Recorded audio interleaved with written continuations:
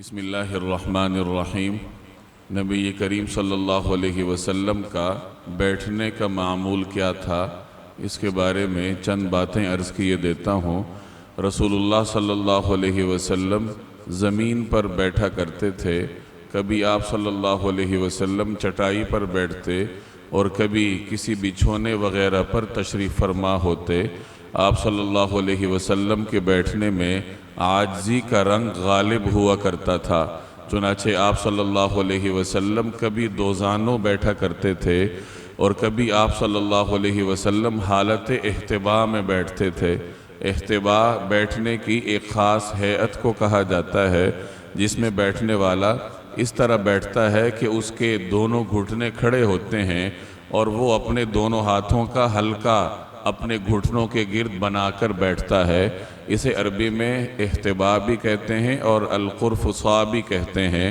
تو آپ صلی اللہ علیہ وسلم کبھی اس ہیئت میں تشریف فرما ہوتے تھے اور کبھی آپ صلی اللہ علیہ وسلم چار زانوں یعنی آلتی پارتی مار کر تشریف فرما ہوتے۔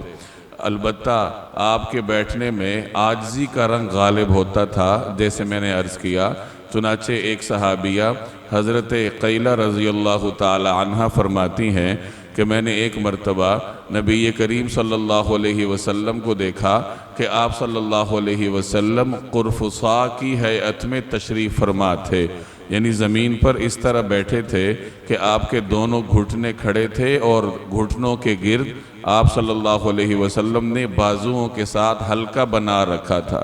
تو صحابیہ کہتی ہیں کہ جب میں نے آپ صلی اللہ علیہ وسلم کو اس طرح عاجزی کے ساتھ بیٹھے ہوئے دیکھا تو میرے اوپر خوف کے مارے لرزہ طاری ہو گیا، یعنی رسول اللہ صلی اللہ علیہ وسلم کی عاجزی اور انکساری دیکھ کر اس صحابیہ خاتون کے رونگٹے کھڑے ہو گئے۔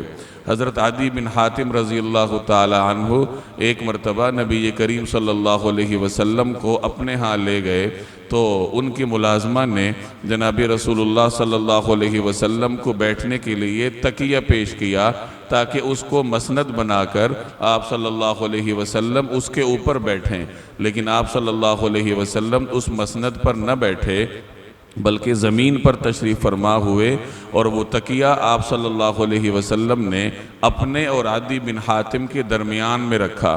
حضرت بن عدی بن حاتم کہتے ہیں کہ میں نے جب آپ صلی اللہ علیہ وسلم کا یہ انداز دیکھا تو میں سمجھ گیا کہ آپ صلی اللہ علیہ وسلم بادشاہ نہیں ہیں، کیونکہ بادشاہوں کا انداز اور ہوتا ہے نشست و برخاست میں، جبکہ آپ صلی اللہ علیہ وسلم کا نشست و برخاست عاجزی کا پیکر تھا۔ اور نبی کریم صلی اللہ علیہ وسلم کبھی ٹیک لگا کر بھی تشریف فرما ہوتے، چنانچہ کبھی آپ صلی اللہ علیہ وسلم دائیں طرف ٹیک لگاتے، کبھی بائیں طرف ٹیک لگاتے۔